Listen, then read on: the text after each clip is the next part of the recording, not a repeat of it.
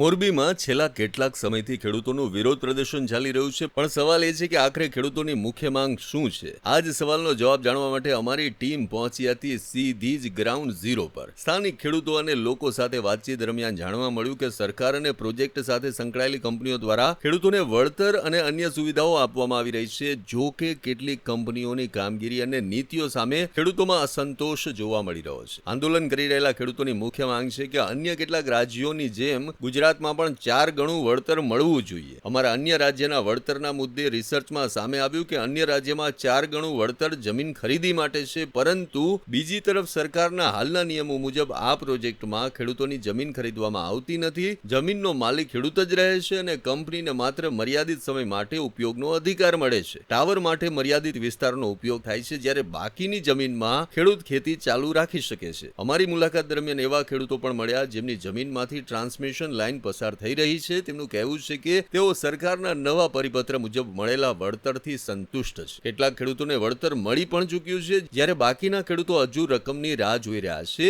અને તેમને વિશ્વાસ છે કે સરકારના નિયમો મુજબ વળતર મળી જશે. આ પ્રોજેક્ટ ખાવડાના રિન્યુએબલ એનર્જી પાર્કમાંથી વીજળી દેશના અન્ય રાજ્યો સુધી પહોંચાડવા માટે બનાવવામાં આવી રહ્યો છે. સરકારના જણાવ્યા મુજબ આ પ્રોજેક્ટ દેશના વીજ ગ્રીડમાં નોંધપાત્ર ક્ષમતા ઉમેરશે અને ઉર્જા ક્ષેત્ર માટે મહત્વપૂર્ણ સાબિત થશે. મારું નામ અરખાભાઈ રમેશભાઈ સીતાપુરા, ગામ વેગડો, તાલુકો હળવદ, જિલ્લો મોરબી.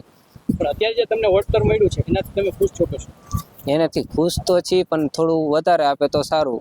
એમ કે આગલા સમય પ્રમાણે તો થોડુંક ઓછું કહેવાય એમ. તમારું ભાવેશભાઈ, તમારા ખેતરમાંથી વીજપોલ નીકળે છે, કેવું ગામ છે ને કેટલા વીજપોલ નીકળે છે? અમારું ગામ વેગડવાવું છે અને એ લાઈનમાં મતલબ ઘણા પોલ નીકળે છે, મતલબ 15 થી 20 જેવા છે. એમાંથી અમને જે કંપનીએ જાણ કરી હતી એ પ્રમાણે તો વળતર અમને મળ્યું જ છે, પણ અત્યારે જે આંદોલન હાલે છે એમાં જે સરકાર નિર્ણય કરે અને જે વધારે આપવાનો છે, જે વધારો કરી દે છે એ પ્રમાણે અમને પણ વધારે આપે એવી અમારી આશા છે. 90% વળતર મળી ગયું છે, 10% વળતર બાકી છે, જે અમને વહેલી તકે મળી જાય એવી અમારી પ્રેરણા છે. શું નામ તમારું? મુકેશભાઈ જસમતભાઈ, ગામ કોઈબા. અને જે મારા કાર્ડનું જે વળતર હતું એ 95% મળી ગયું છે. અને હવે જે સરકાર જે નિર્ણય લે એ પ્રમાણે હવે જે વધારો થાય એ સરકારજીને પ્રાર્થના કરું કે જે આપે એ વધારો થાય.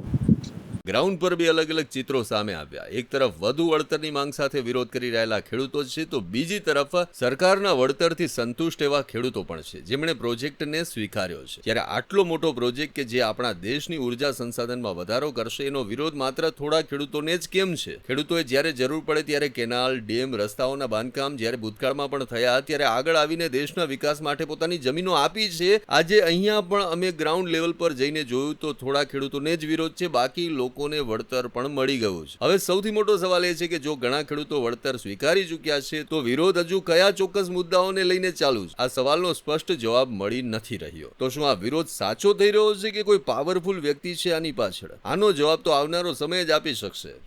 અમારી તમામ માહિતીથી અપડેટેડ રહેવા માટે જોડાયેલા રહો ત્રિશુલ ન્યૂઝ સાથે.